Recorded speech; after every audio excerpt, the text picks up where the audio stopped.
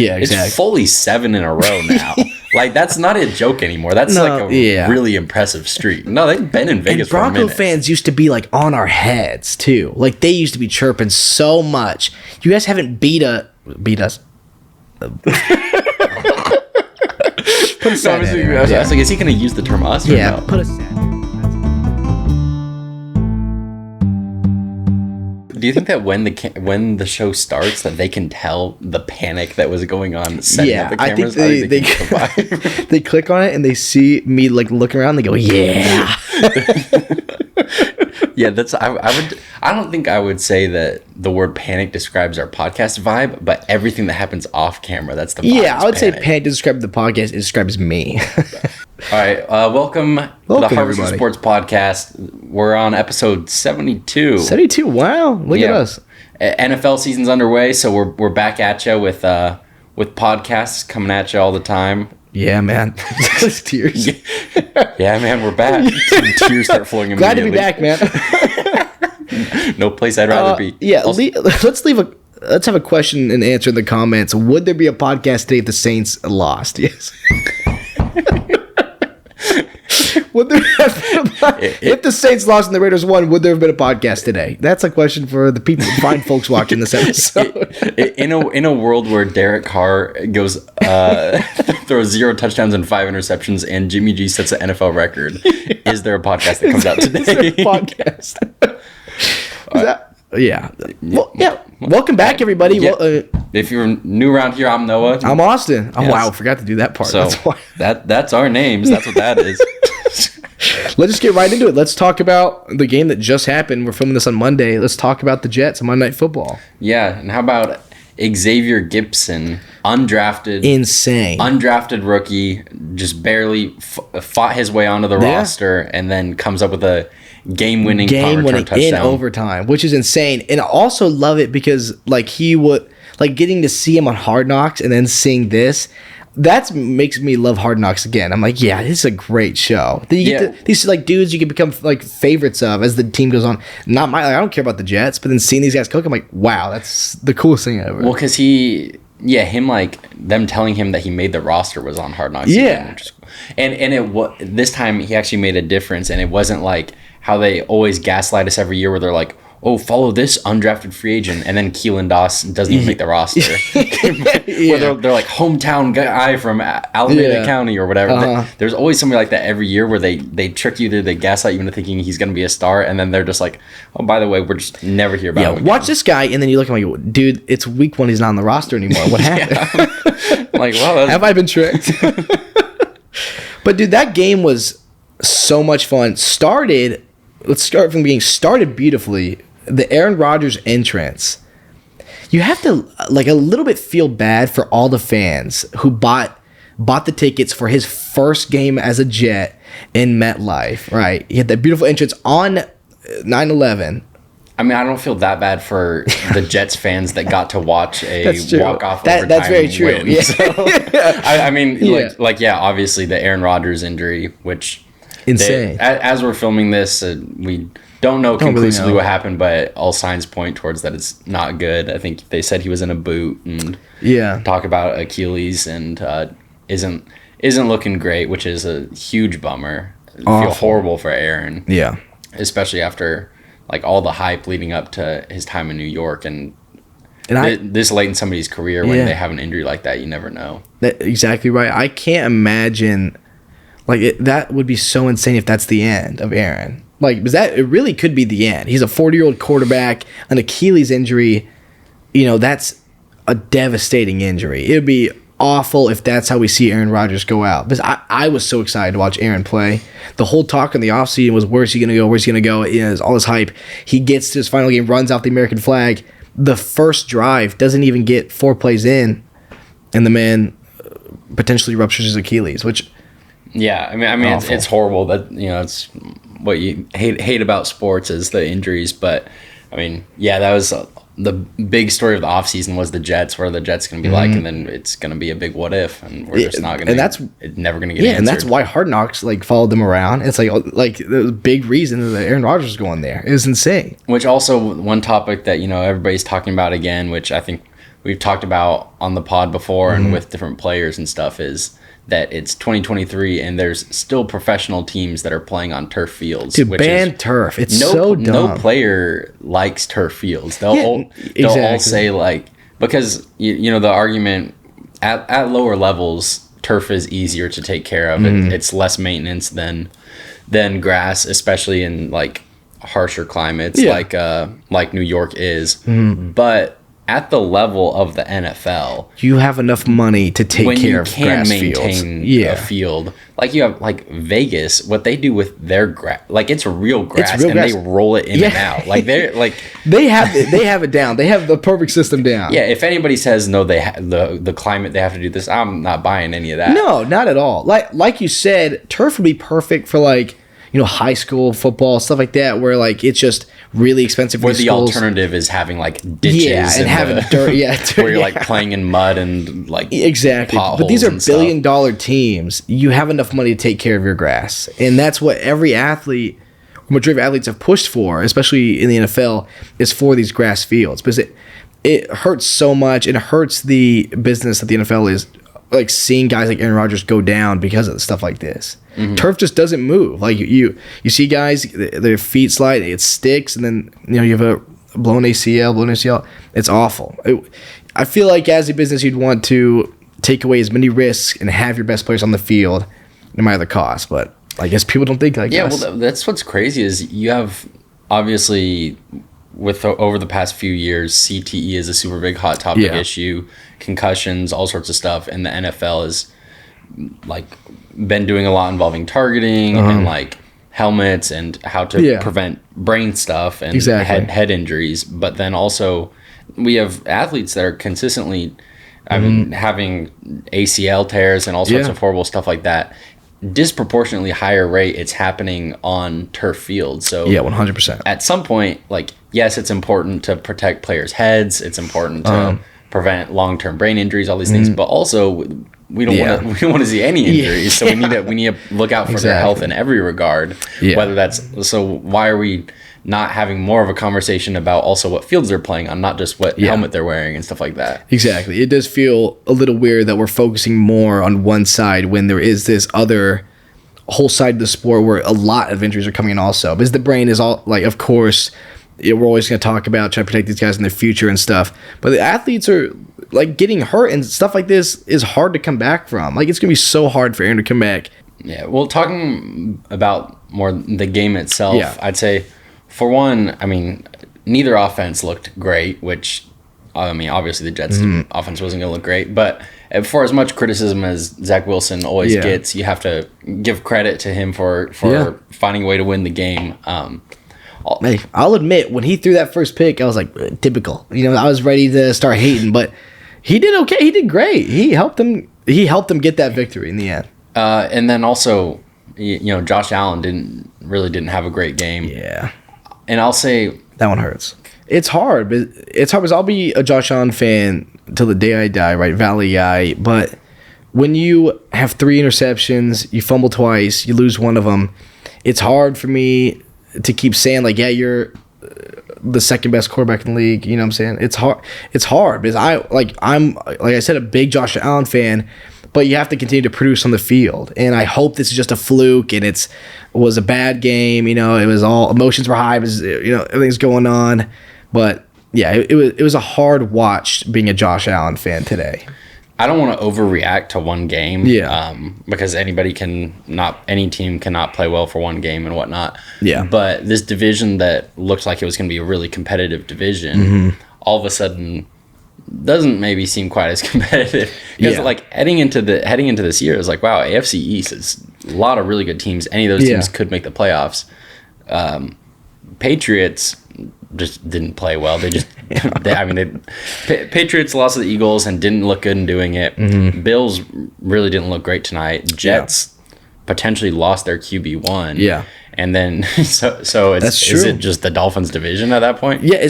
I mean, once again, a lot can change over the next 16, 17 weeks. It's not, I don't want to read too much into week one, but it's just interesting to see because the Bills didn't look like what some people would have said or hoped that they are.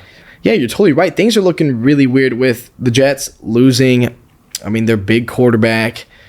But Tua and the Dolphins, like you said, Tua looked incredible. And Tyreek Hill looked incredible. And it looks like it's going to be really hard for a team like Josh Allen, if they continue to play like the way, a team like the Bills, to take the division away from the Dolphins. Because it was such an amazing game. Tua with 466 yards passing, 3 touchdowns. He played a great game. And Tyreek Hill, I know we always talked about, he's a year since leaving the Chiefs now. We always talked about, is he going to miss Pat? He looks like he's doing just fine. Tyreek Hill is going to be just fine over Miami. Yeah, well, I mean, he was last year. That's what I'm saying. It's like, yeah, year since. So, yeah. I mean, I think that question's been answered. But yeah. I mean, I think it's... I'm happy to see Tua do well, especially there's few players in the league that feel like they have as much to prove as Tua, where he entered last year with a lot to prove, where people are saying like, okay, this is the year where it's like, if Tua doesn't do well this year, it's time to move on. Yeah. And then he had an amazing year, obviously battled with injuries and all of that, but did really well when he was playing. And then he comes back this year in week 1 looks like he's picking up where he was last year when he was playing really well too. Exactly. I mean, it was a great game to watch, and I'm really excited to watch the Dolphins. There's such an explosive offense, like you've all been saying. The speed on that team is insane. Tyreek Hill 215 yards, Jalen Waddle 78. That team is so fun to watch. I'm really excited to watch the Dolphins moving forward. Yeah, and that was the thing heading into this year, where it's like, if Tua can stay healthy the full year, they are a really dynamic offense, or a really really fast offense, really really impressive, really crazy talented offense that is a ton of fun to watch and potentially like really dangerous. Yeah, and I totally agree with what you said. Also, going back a little bit, I really hope this is a fluke for the Bills. But again, like if they can continue to play like they did tonight, it's going to be a very rough season, and the Dolphins are going to have. Because like you said, if you think about it, the Patriots aren't going to take the division away from the Dolphins. Wow, this could be insane if what my words, like going back. You think I'm not like by any means big on the Patriots, but I think I wouldn't ever want to be like the guy going on record against Bill Belichick saying, very true. No way Bill Belichick makes the playoffs this year. And I was just about to flame the Jets, and they lost. They lost their quarterback, but I mean, they just pulled off a great win tonight. So yeah, I mean, it's the NFL, man. Whether it's them, they they could bring somebody. If Aaron is out for the season or most of the season, they could bring somebody else in, or if it is Zach Wilson, they did really well last year without a quarterback, really. Yeah. So they didn't have Aaron Rodgers last year, and they still were like a fringe playoff team. And very true. So if they got better, then I don't think it's unreasonable to think that even without Aaron Rodgers, they could make the playoffs. Yeah. Obviously, they are going to hurt a lot from not having him because he's a great quarterback. But I wouldn't say like season's over because they still have a lot of really great players on that team. And I think Robert Saleh is a great coach too. Yeah. The Saints, I'll say this. This is not taking a shot at anybody or anything, like not taking a shot at the Raiders or anything.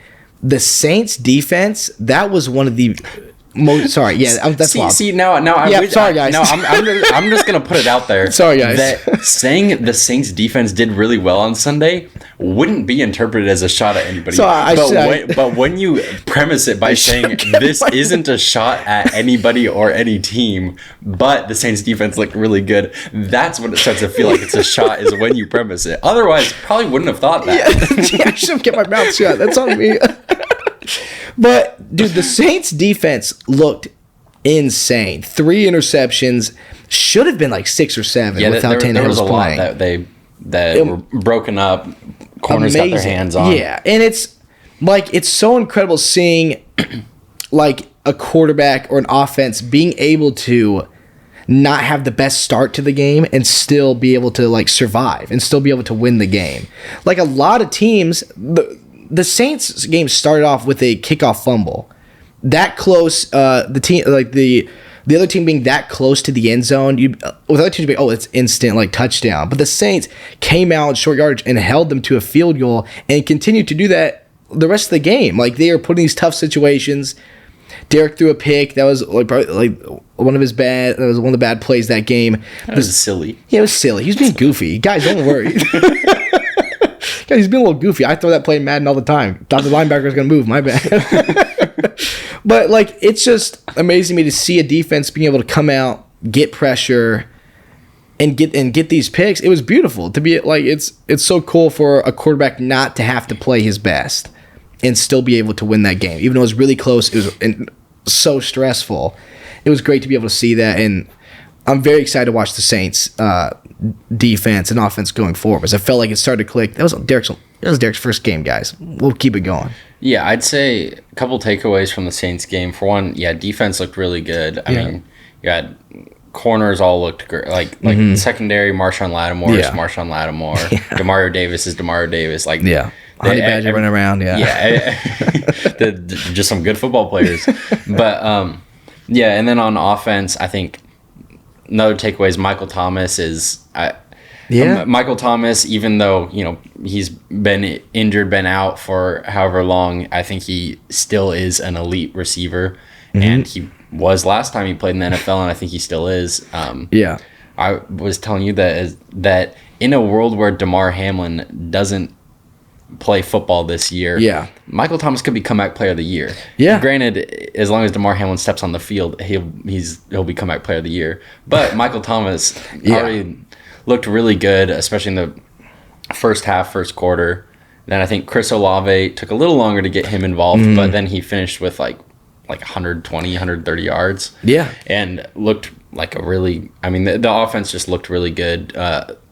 It looked like it got better as the game went on, which is encouraging. Which is what you want to see. You have some time to, make adjustments, settle in, figure out what works. But I thought it looked a lot of good takeaways for the Saints. Really encouraging. It felt really good. I mean, he had 89 yards. Chris Olave 112 and a touchdown. Michael Thomas 61. Or no, Chris Olave didn't have a touchdown.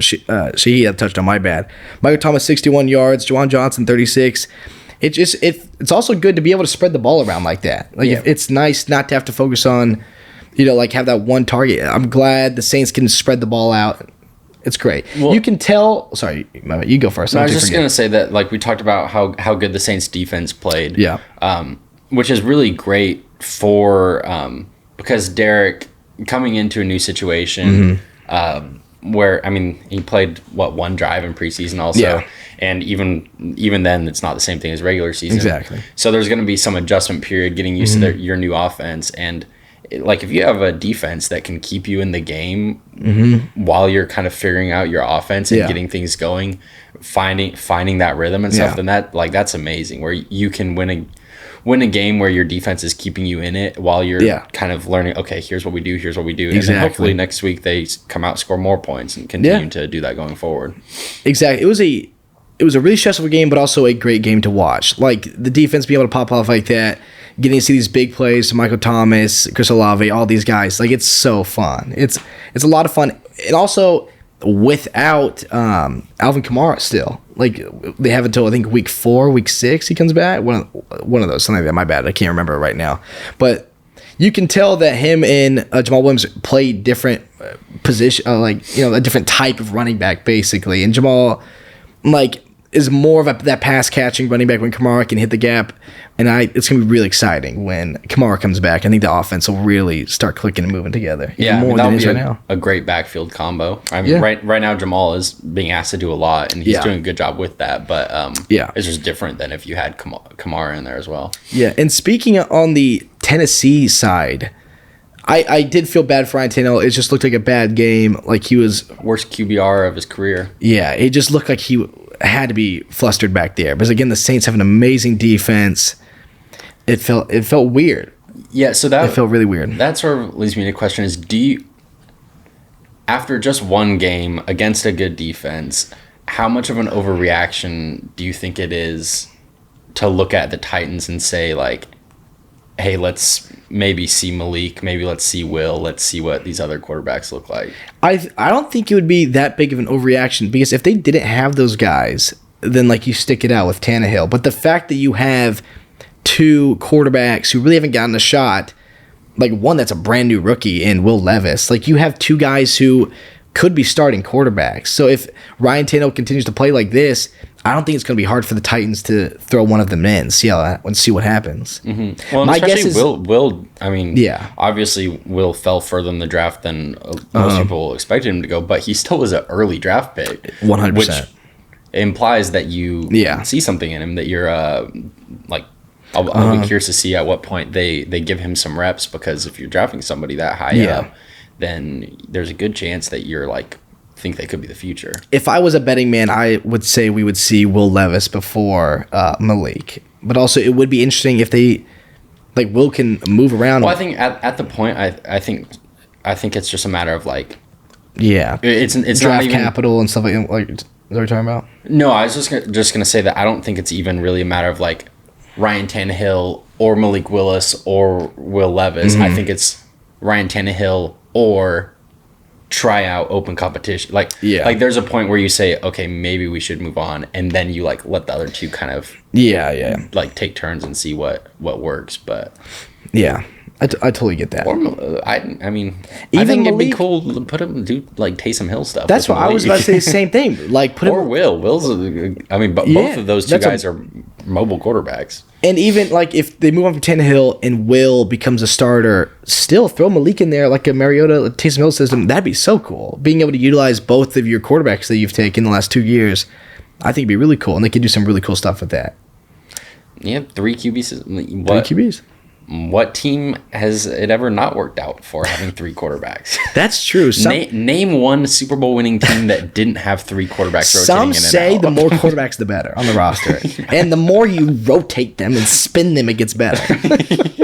Don't let them even finish a drive. Usually spin them around. It worked for Tua. Yeah, as soon as like if Tannehill starts getting a rhythm, then get him out of there. Rhythm, incomplete pass, you're out. But yeah, I think Ryan Tannehill. I've always thought Ryan Tannehill's a good quarterback. Yeah. I don't think that this week is what to expect from. I don't think to expect he's going to throw 3 interceptions every week. Yeah, obviously it wasn't a good week for him. But it will be interesting to see as the season goes on, depending on what their playoff odds are looking like and how things are shaping up, to see what they're looking to do at QB. Yeah. Let's talk about the Raiders. First off, to connect it, Derek left Raiders, went to Saints. I heard about that. I don't know if you heard. But also, weird coinkydink, they both won by 1 point. Sorry. Yeah. Let's talk about the Raiders. Let's start off with the stat that probably everyone cares about. The Broncos have still never beat the Las Vegas Raiders. Yeah, and there was a point where that joke we've like been making for a couple years now. And at first, it was like after the first season, it was like it just meant they were 0-2. Yeah, exactly. It's fully 7 in a row now. Like that's not a joke anymore. That's like a really impressive streak. It's not just like it's because they just moved. It's like no, they've been in Vegas for a minute. Bronco fans used to be like on our heads too. Like they used to be chirping so much. You guys haven't beat us. Put a sad edit. Put a sad edit right I was like, is he going to use the term us or no? Put a sad edit. That's on me. I'm going to cry. The Broncos, that's straight up 4 years now where you haven't beaten a team that you play twice a year. That's incredible. And also the thing that makes that stat more interesting is that it's not like the Raiders have been consistently good during that time. Because it's like some teams where it's like... I've paid attention. Like... I've noticed that. I haven't watched a lot of Raider games the last 4 years. I haven't noticed they haven't been that great all those years. No, I haven't been to any. Because it's like the stat would be kind of meaningless if the Raiders were just winning most of their games anyway. Yeah. So statistically, they just don't lose very many games. Yeah. No, they've lost a lot of games during that time. Yeah. None to the Broncos. No, but none to the Broncos. And it would be like less weird if it's like they weren't in the same division. It's like, the last couple times they've played each other, whenever they've stumbled. If it's like the Jared Goff versus Pat Mahomes thing. Yeah, like they've stumbled in. Last time they stumbled each other, they haven't won. But this is, you play them twice a year, and you are 0-7 against the team, which is wild. Jimmy G looked like, I was scared at first. I was scared when he went down. I was like, no way. Yeah. Because I'd never want to, no matter what happens with, I will always love the Raiders, and I was always a big Jimmy G fan. you'd never want to see a guy hurt. When he went down, they came like back in pretty soon. I was like, there's no way. Like that curse of Jimmy G is insane that he got hurt again. Thank goodness he came back. He looked good. The Raiders' offense like looks good. Defense struggled a little bit. But I mean, Russell Wilson cooking, I guess, which is weird to say. But also, they look good. Just to point out, what kind of panic, if you're Sean Payton, what kind of panic is going through your head when your team says, all right, we'll kick off first, and you go, what if we onside kick? Like, what's the thought process? I mean, also, by the way, almost like it bounced out of like two Broncos players' hands. That thing was greased up and slippery because it almost worked too. It did almost work. It's, dude, insane. If they had a little bit of stickum, would have worked. Insane. Maybe Sean Payton was like, we haven't beat these guys in a minute. Let's just try to trick them onside. But, the Raiders look good.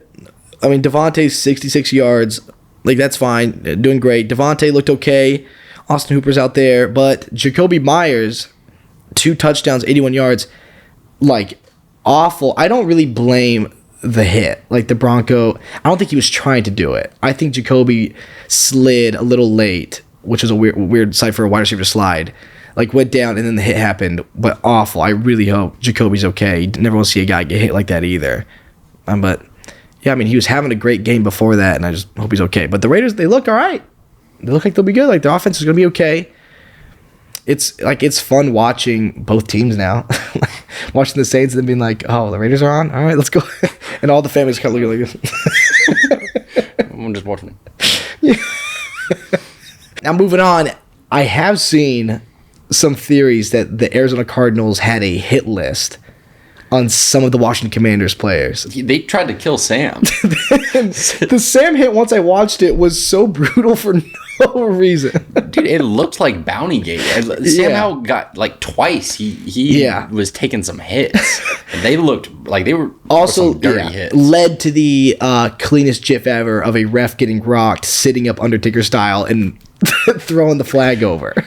Well, I was also saying that, like, I was on Twitter, was seeing these theories about Cardinals Bounty Gate and stuff, which I don't know. The theory, like, the plays look really like those were some dirty hits. They look like dirty, really bad. But then I was also thinking, I'm probably the biggest Sam Howell fan in the world, probably. Yeah. I was gonna say as much as the next guy, but way more than the next guy. As much as I'm like the biggest Sam Howell fan out there. But even I took a second where I was like, okay, so according to this theory, the Arizona Cardinals are doing it's Bounty Gate again. Arizona Cardinals taking out bounties on players, and the first player they're looking to take out is Sam Howell in his second career start. Wild. For the Washington Commanders, that we need to take out Sam Howell in a year where a lot of people are saying we're tanking anyways. Yeah. Where what meeting had to happen where they were like, okay, we're gonna do this thing, Sam Howell has to die tonight. Yeah, like, why? Haven't seen him play yet. Can he breathe? But it was insane because we were joking about it, and then like I saw it was actually a thing on Twitter. People like, no, the Cardinals put a hit out because look at some of these hits. Yeah, the Cardinals were playing really dirty. Like that, like there actually needs to be like fines or NFL investigation or something. But probably investigate. But the idea of the Cardinals taking out hits, like conspiracy against Sam Howell, is crazy. Probably investigate. I believe it. I believe it too. I wanted to talk about the Chiefs versus Lions game. Yeah, the opener, and big talk about it is, I mean, there's a lot of talk about it, but one of those things is that Chiefs didn't have Chris Jones. Still don't have Chris Jones. Didn't have Travis Kelce. And didn't have Travis Kelce. That they had. They did have Kadarius Toney. They did. What'd that do for them? But so there's questions about like why the Chiefs lost and everything. What do you think is the biggest kind of? What's your takeaway in terms of why the Chiefs lost? Because I know a different I never want to be like one of the guys that's like they lost because of like they would have easily won if they had Travis Kelce and Chris Jones. There's an asterisk next to it. I think that like the announcer that's getting ripped apart for the asterisk comment, that is a dumb comment. I think it's a dumb comment because you just lost. Like you lost. You lose, you wose. You win, you lose, you lose. Yeah, like it is what it is. No one's gonna look back on the stats and be like, well, don't count that because they lost. No one cares. They're gonna look back week 8. We're gonna look back and be like, yeah, they lost. There's a loss on their sheet. But I don't know. I think this is one of the rare times where I will come out for Pat Mahomes and be like, I think he just needed more help. He needed more playmakers out there because it obviously, like, missing Travis Kelce was massive. He needed more guys, and when he tried to go to some of these guys like Kadarius to be wide open, just handing the Lions a touchdown like that. That was one of the weirdest plays I've ever seen in my life. Just straight up, just and then gone. And then talking about Kadarius Toney, how weird is it that he then was getting flamed by Giants fans, like deactivate everything. The Giants get blown out. Sorry, can't get blown out anymore. And then he's like posting on his Instagram, whatever, the score of the Giants game. And he's like, y'all, like, don't be quiet now. Like, weird to attack a whole to come out a whole fan base. Weird move, Kadarius, because you still led to your team losing somehow, at least. I don't know. I just think it's weird to say Pat needed more help, but I think that was it. I think he needed more help, and they're missing a big playmaker on defense, a big playmaker on offense. Yeah, I mean, I think Pat. Great win by the Lions. Like, I don't want to take anything away by the Lions because the asterisk thing's dumb. It's like, oh, they didn't this guy.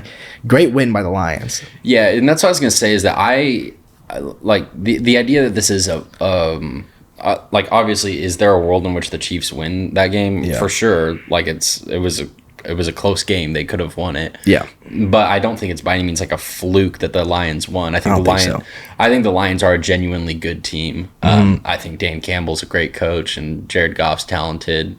Amon St. Brown. I mean, they have a lot of talent, particularly on that offense. But I think there's several, obviously missing. I think Chris Jones is a huge part of that team that doesn't get talked about as much as he could or should get talked about. And he's probably wants the absolute bag now that Nick Bosa's getting the bag too.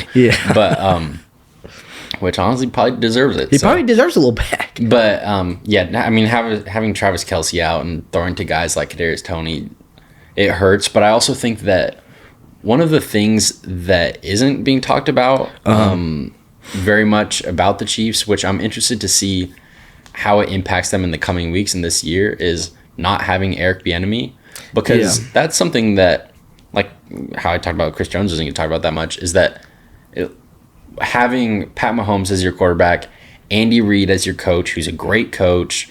When they had Tyreek Hill, having Travis Kelce, they have all these stars that are parts of their offense, and I think Eric Bieniemy is had been part of that offense that kind of wasn't talked about as much, but throughout the entire time that the Chiefs have been this dominant, he was their offensive coordinator. Yeah. And now leaving and going to Washington, I'll be really curious to see how that kind of, after one game, it's hard to tell how much that was a game changer, but I think that to think that the Chiefs won't be impacted at all by losing their play caller, who's a really, really great offensive mind in Eric Bieniemy, to think that won't affect them negatively, I think is not true. Even though Andy Reid is a great head coach, I think the loss of Eric Bieniemy, I think that will impact them. Not to say that that's like the reason they lost week 1, because there was a lot of plays where like things just went wrong. Where it's not that there wasn't an open receiver, it's that the open receiver didn't know how to use his hands or stuff like that. Where it's not like nobody watched the Kadarius Toney interception and thought like, we need better play calling. It's like, no, that's just you need to execute the play. You got to do your job. So I mean, I think it's a mixture of a lot of stuff, but I think the Chiefs are still. I mean, Pat Mahomes still is Pat Mahomes, and he's still making plays where like I watch him and Jalen Hurts. I'm like, some of these guys are just amazing. And people talk about like the 4th and 25, like going for it on 4th down or whatever, but also like almost made it work, which is crazy, which is insane. A lot of people are giving Andy Reid flack for that, for not punting it. A lot of people getting flack, but I mean, you have a guy like that. If you think you can make it work, you got to make it work. Yeah, but that's like they had time and timeouts, and it's weird to not put any trust in your defense like that. It was kind of odd. It was very odd. I mean, I get that your offense is great and you have Pat Mahomes, but also like 4th and 25, and you have more confidence in that than for your defense to get a stop and have another chance. And also at the point, weird choice. Yeah, and also at that point, you were like, you have to remember, like, missing Travis, missing our big playmaker out here. Some things haven't gone wrong or haven't gone right this time. Going for it that late into the game just felt weird. I would have rather seen the punt and then try to get the ball back. Yeah, I mean, I think it's just, I don't know, panic, I guess. Gotta panic sometimes. Yeah, but you gotta panic every once in a while and say, well, let's do this. Yeah, at the end of the day, if you're not panicking, you're not doing it. At the end of the day, if that was a Madden game, I would do the same thing. Yeah, I'm going for it. So, if I have Pat Mahomes, yep. Doesn't matter. Someone's going to catch it.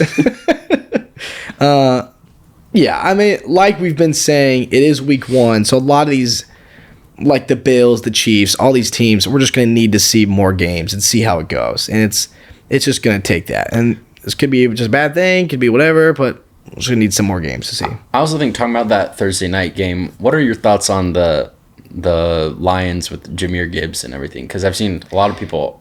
Yeah, a lot of people mad at how little he was used. Mm-hmm. And when he did come in, he averaged like 6 yards a carry, which is insane. Like, he comes in, he's doing amazing for you, and it's so weird that Dan Campbell's like not letting him start and go out there. People are like, oh, is he protecting him? I'm like, protecting him for what? It's week 1. This is the regular season. This isn't the preseason. It's time to go. Like, let's go. See, I think I have a different take from you on this, and from most people, because everybody is like, why would you draft Jahmyr Gibbs so early if you're not going to use him? Yeah, and I think, I mean, personally, I would have probably used Jahmyr Gibbs more. Yeah, I would, especially since he was playing so well. You want to feed him when he's doing good, but also I understand that that's just kind of like, it seems like that's the way of the NFL now. Is just that coaches are really, when it comes to rookies, they really try to ease them in, which I'm not mad at it. I mean, I think if he continues to if he continues to not be given the ball that much, and David Montgomery continues to take that many carries away from him, then I think you have to really be like, okay, well, like, what in the world's going on here? Yeah. But I don't really have that much of an issue with like a running back not getting 80-90% of the carries in their first start or in their first game.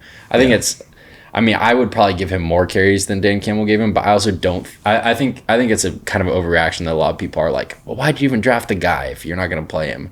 I think it's... Yeah. I don't know. I think you see a lot of rookies that don't get as much playing time, and it's kind of... Just the way it works now, which is really weird. Yeah, and I think there's certain positions that you are more hesitant about, and you see so many horrible injuries to running backs that it's like... I mean, at some point, you got to play the guy. You can't avoid injuries forever. Yeah. And no matter how many plays he's in, he could get injured. But yeah, you also, I'm sure that's always in the back of their mind too. Yeah, it's really weird. But weird. Also in a close game like that, you want every advantage you can get. It's true. Very true. If you think David Montgomery's giving you the advantage Jahmyr Gibbs is, then that's your decision to make. If you think Monty's like that, then we're not in the coaching booth. Maybe one day someone will say, maybe an NFL team will say Austin Noah deserved the reins, and you'll see we'll have no punter on our roster and a lot of tight ends. Yeah, probably the most times you've ever seen. No, when we were watching the Saints game, there was a point where I looked at it and I said, you know what, I like what's going on here, but if I was the offensive coordinator, you would see Jimmy Graham, Foster, and Jawan all on the field, and they'd all be on drags. And you'd see a minimum of 3 tight ends all on drags. There would be a lot of drags, and Derek would have to say in the huddle, okay, tight end attack a lot. Derek wouldn't last in my offense. like in my Madden, in my Madden offense, you're I don't know. I mean, maybe he's got legs, but my Madden offense, you're running and going on a drag route. You guys understand the Tilted Towers Madden franchise has been going on for many years now, and it's the most insane Madden league of all time. And when we have the draft, the fight to get quarterbacks with a lot of speed, insane. It's really wild. Because it's like Darren, Derek, everybody. Everyone's in there. We're all just battling. Yeah, and you'll see dudes like Justin Fields and Malik Willis get drafted above guys like Aaron Rodgers and stuff, just because they because dudes decide they don't need to throw the ball. There was also a revelation that came where I realized, you know what? I always draft a good offensive line, but it doesn't matter how good my offensive line is. I panic and run out of the pocket no matter what. As soon as Madden had, I have zero like pocket comfortability because that's why like Derek couldn't last. Derek's like like he wants to move around in the pocket. I'm not moving around in the pocket. You're moving outside. I'm gone. Yeah, you're outside. I'm way outside. Once the pocket. Madden gave the Tilted Towers franchise the ability to sort players by speed, it was over. That's all it took. Now let's do a new weekly segment I'd like to do called Austin Checks In on the Texans. CJ Stroud was sacked 5 times this week, so keep it up. Maybe you'll get on to 76 pretty soon, my buddy. Every time we watch, my family still watches Texans games. It would make, this is going to sound really selfish, it would make me feel bad if my dad left Houston and they instantly became Super Bowl contenders, right? And I was like, oh, my dad just sucked. But the fact that they've had the same problem since their dawn is not protecting the quarterback and it was getting banged up back there, and I can still watch a game this year in 2023 and see that same thing happening, seeing your rookie quarterback getting sacked 5 times in a game. It's so funny. Hopefully one day they'll come to their senses and they'll understand the need to protect their quarterback back there. That's been my weekly check-in. Say, protect these young guys. It's so dumb. CJ Stroud came in. He's an amazing quarterback. Having to get sacked 5 times is so wild. And his top rusher had 38 yards. He passed 44 times.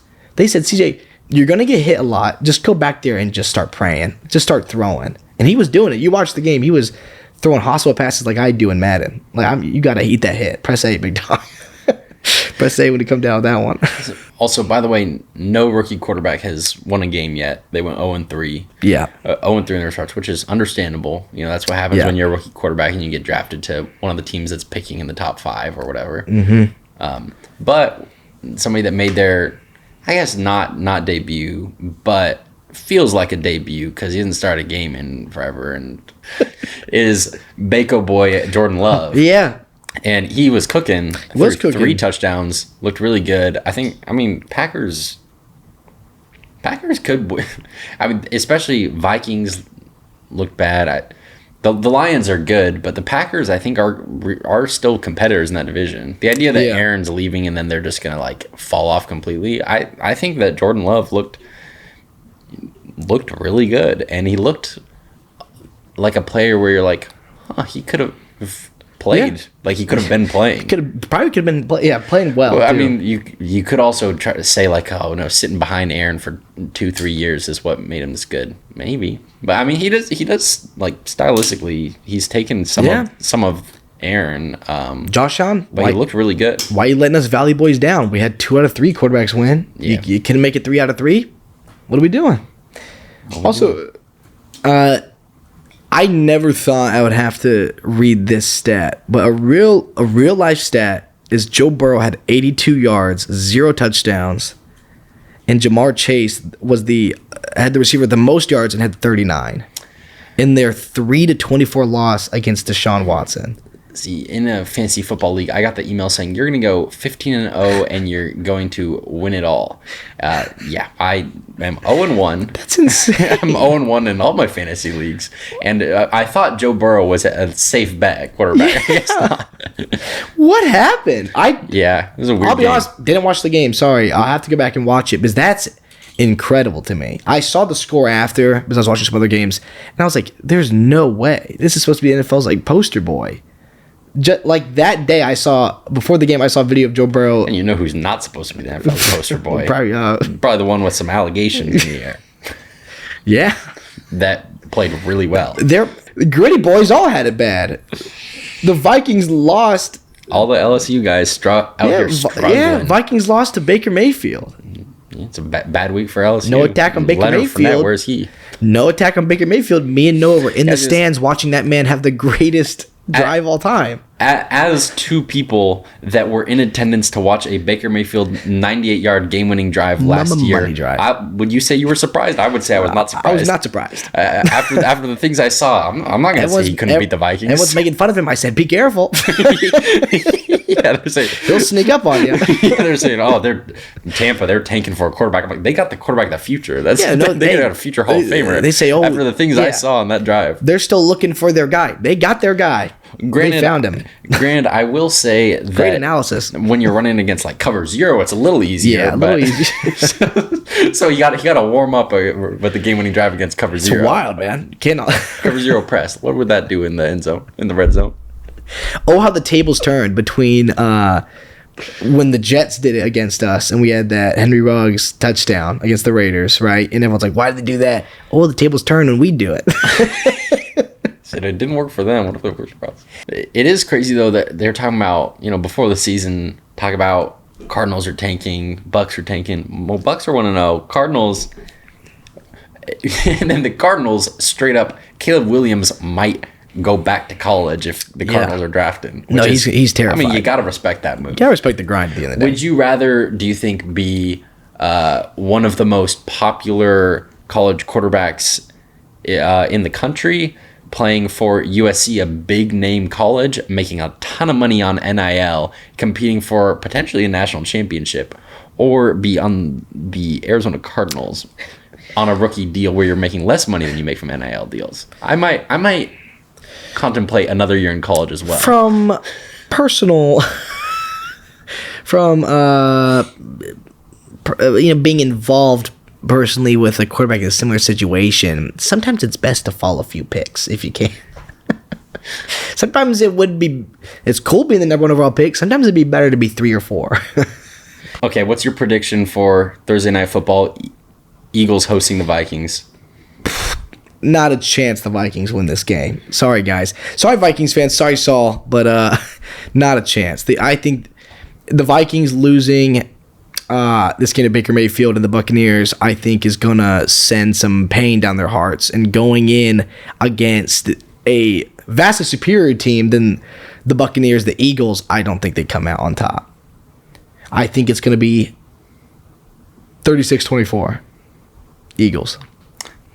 I'm going to say Eagles 40-17. That's good. And Jalen Hurts has a career night potentially. And I'll say this: I'm tired of the Jalen Hurts disrespect.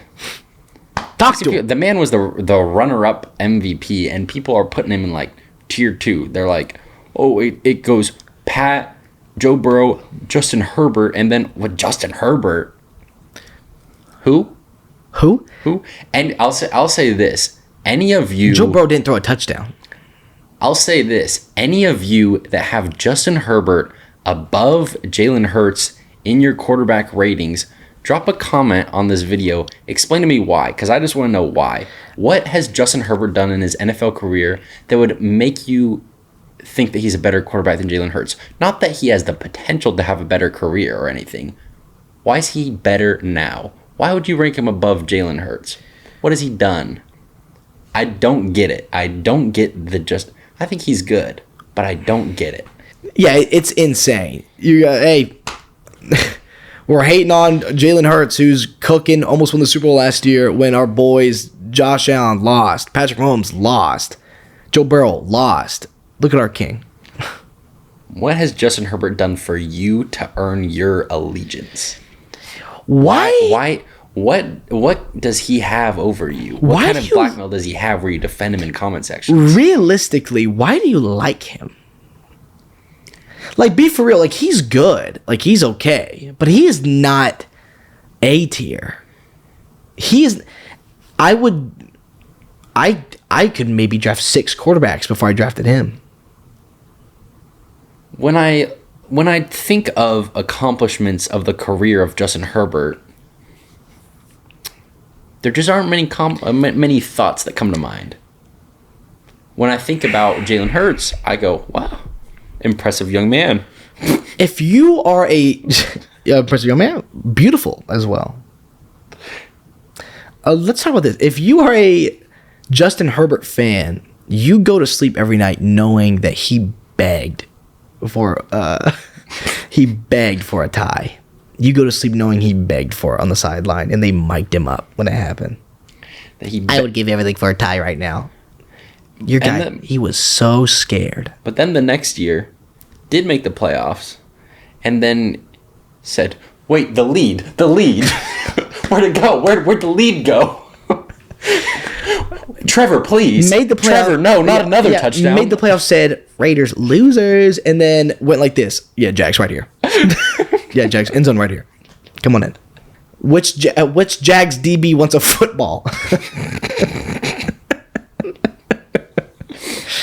I'll say this: the Mountain West and or what remains of the Mountain West and what is whatever the division Cal Poly's in should just do this and merge. I say there should be like randomly you should throw Cal Poly against the best teams in the country once a year and just let it them already see. happens. That's what it feels like when Cal Poly plays Montana State. That's what it feels like against Weber. Against Weber State, that's what it feels like. It feels like we're going against Alabama and Nick Saban. It'd be just as good a chance at winning.